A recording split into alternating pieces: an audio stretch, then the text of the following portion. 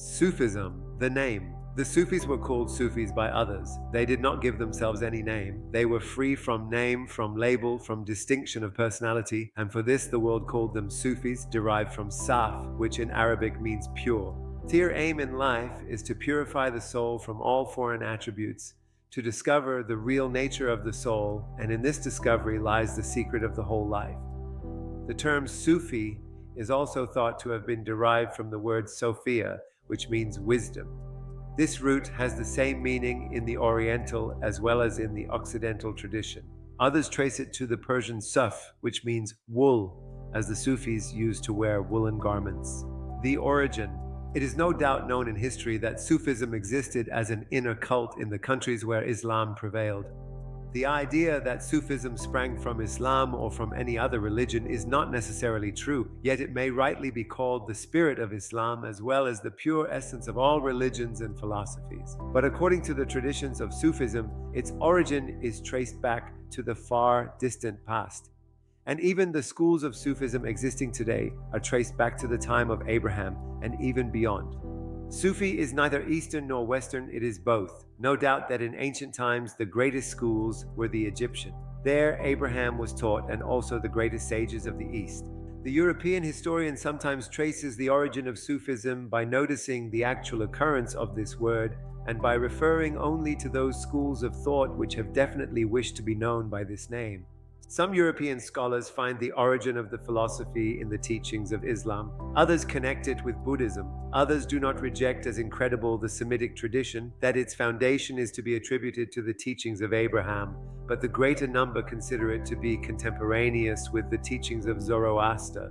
Every age of the world has seen awakened souls, and as it is impossible to limit wisdom to any one period or place, so it is impossible to date the origin of Sufism. The symbol.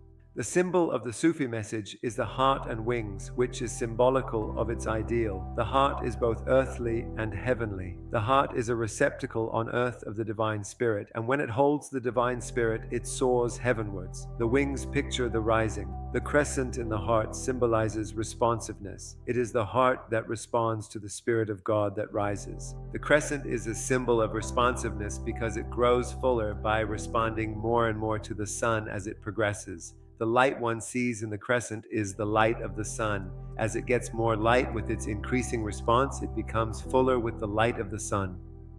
The star in the heart of the crescent represents the divine spark that is reflected in the human heart as love, and which helps the crescent towards fullness. Verily, the heart responsive to the light of God is liberated. What is Sufism? Sufism is the essence of all religions and philosophies. Sufism is divine wisdom. Sufism is the light. It is the life which is the sustenance of every soul, raising the mortal being into immortality. Sufism is a change of outlook on life. Sufism is a light thrown upon one's own religion. Is Sufism a religion? Sufism is not a religion, for it is beyond the limitations of faiths and beliefs, which make the diversity of religions in the world. Sufism contains a religion, but is not itself a religion. If one wishes to learn religion from it, it is a religion. One may also say Sufism is the religion of the heart, the religion in which one thing is most important, and that is to seek God in the heart of mankind. Is Sufism a philosophy? Sufism is a philosophy if one wishes to learn wisdom from it. Is Sufism mysticism? Sufism is mysticism if one wishes to be guided by it in the enfoldment of the soul, and yet Sufism is beyond all those things. Is Sufism theism or atheism? Sufism is neither theism nor atheism, but stands for between the two and fills the gap. Theism means a belief in a God far away in the heavens, and atheism means being without belief in God. The Sufi believes in God, God within him and outside him, as is said in the Bible. We live and move and have our being in God. The Sufi recognizes all prophets and masters as divine wisdom itself, under different names and forms. The Sufi recognizes scriptures that others disregard, but he does not follow any special book. To a Sufi, revelation is the inherent property of every soul. The central theme of Sufism is the freedom of the soul. A true Sufi remains in the thought of truth continually, sees the truth in all things, and never becomes prejudiced, but cultivates affection for all beings. The Sufi does not belong to a religion, but all religions belong to him. God to the Sufi is not merely a religious belief forced upon him, but the highest ideal the human mind can conceive. The Sufi allows freedom of thought to everyone since he himself is a free thinker. The Sufi frees himself from national, racial, and religious boundaries, uniting in the human brotherhood, which is void of the difference and distinctions of class, caste, creed, race, nation, or religion, and unites mankind in the universal brotherhood. The Sufi message. The Sufi message is a divine message, the message of love, harmony, and beauty. The Sufi message is the message of the day as an answer to the call of humanity at this moment when materialism is all-pervading and commercialism is continually on the increase. The Sufi message does not bring theories of doctrines to add to those already existing. The Sufi message is not the message of the East. It is the message of the soul, the spirit. It is service to God and man, with no distinction of caste, creed, race, nation, or religion. The Sufi message is a reminder to humanity, not to any special nation, but to all, not to one, but to every creed, a reminder of the truth taught by all the great teachers of humanity that God, truth, religion are one, duality being only a delusion of human nature. The Sufi message does not give a new law. It wakens in humanity the spirit of brotherhood, with tolerance towards any religion, with forgiveness for one another's faults. It teaches thoughtfulness and consideration in order to create harmony in life.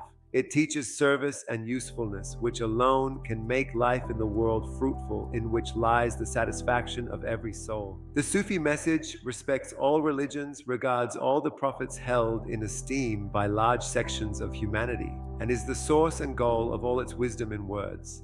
The more you will be acquainted with the Sufi message, the more you will feel, and in the end be convinced that it is not only given in words, but that behind the words there is a life which is divine life, which is eternal life, a life which would make the dead alive. And at this moment, when the heart of the world is dead, it is the call, a divine call, which is awakening the heart of humanity. It is no human enterprise, it is the call from above, and His will be done. The Sufi message was first introduced into the Western world in 1910 by Inayat Khan, the pioneer exponent of Sufism. There are 10 Sufi thoughts. 1. There is one God, the eternal, the only being. None else exists save He. 2. There is one Master, the guiding spirit of all souls, who constantly leads His followers towards the light.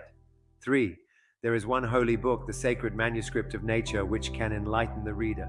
4. There is one religion, the unswerving progress in the right direction towards the ideal, which fulfills the life's purpose of every soul. 5.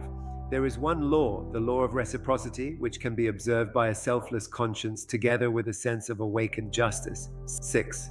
There is one brotherhood, the human brotherhood, which unites the children of the earth indiscriminately in the fatherhood of God.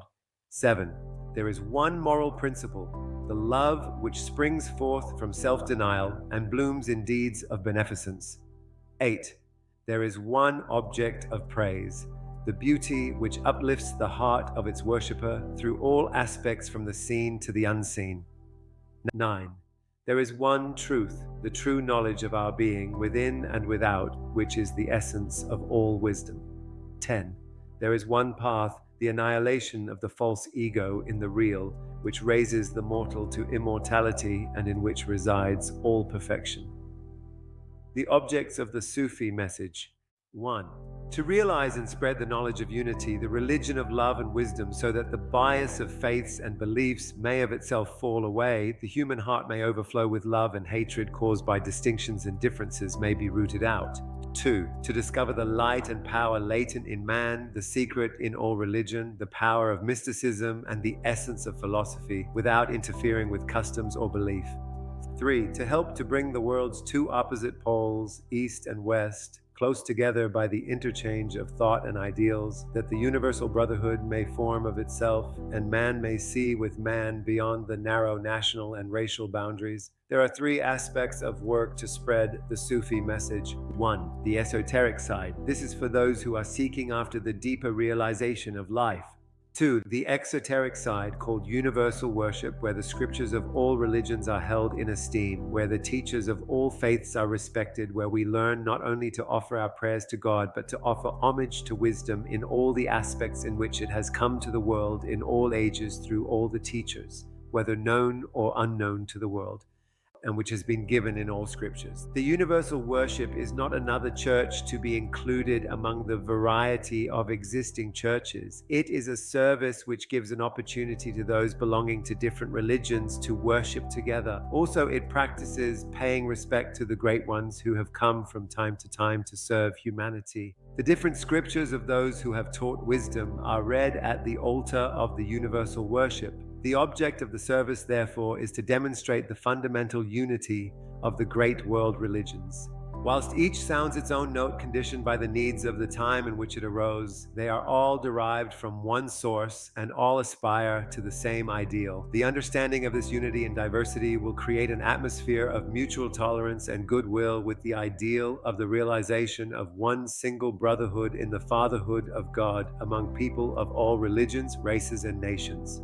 3. Then there is the third aspect of the work, namely the promotion of the ideal of brotherhood, which is so much needed everywhere today to overcome hatred and prejudice which is paralyzing social, political, and commercial life. Brotherhood is the way to develop spiritually. Brotherhood is not something that man has learned or acquired. It is something born in him, and according to the development of his spirit, he shows the unfoldment of his soul. The best thing for a Sufi is to respect man's belief, whatever it may be. To respect any man's way of looking at life, even if it be quite different from the Sufi's way of looking at it. It is this spirit of tolerance that, when developed, will bring about the brotherhood, which is the essence of religion and the want of the day.